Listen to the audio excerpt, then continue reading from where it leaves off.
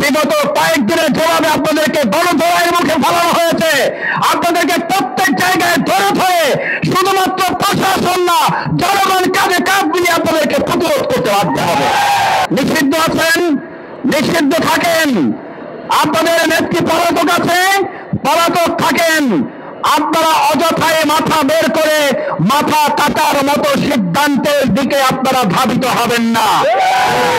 দেশের জনগণ ঢাকাবাসী যদি তারা তাদের দায়িত্বের অংশ হিসাবে নিজেরা দায়িত্ব হাতে নিয়ে দায়িত্ব পালন করে, তখন কিন্তু আইনের দোহাই দিতে পারবেন না।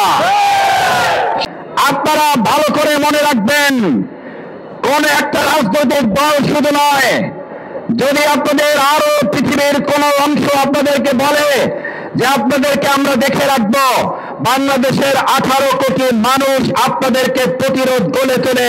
বিগত কয়েকদিনের জবাবে আপনাদেরকে গণধোলাইয়ের মুখে ফেলানো হয়েছে।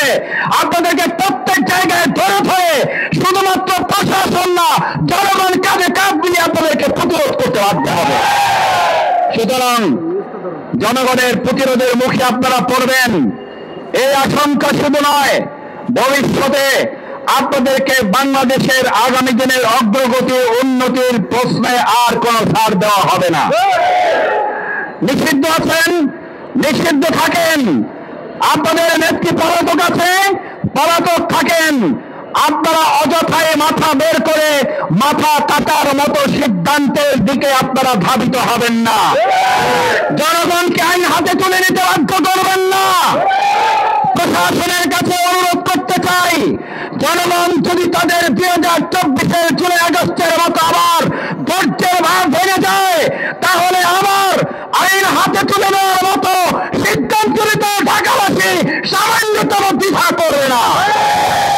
সুতরাং প্রশাসনে যারা আছেন, বাংলাদেশ জামাত ইসলামী ইসলামী ছাত্র শিবির ন্যায়সঙ্গত দাবি আদায়ের জন্য আমরা কর্মসূচি ঘোষণা করা ছাড়াই এই পল্টনকে আমরা যুদ্ধ অবস্থা করে দেখেছি, এটাকে যুদ্ধের ময়দান হিসাবে দেখেছি।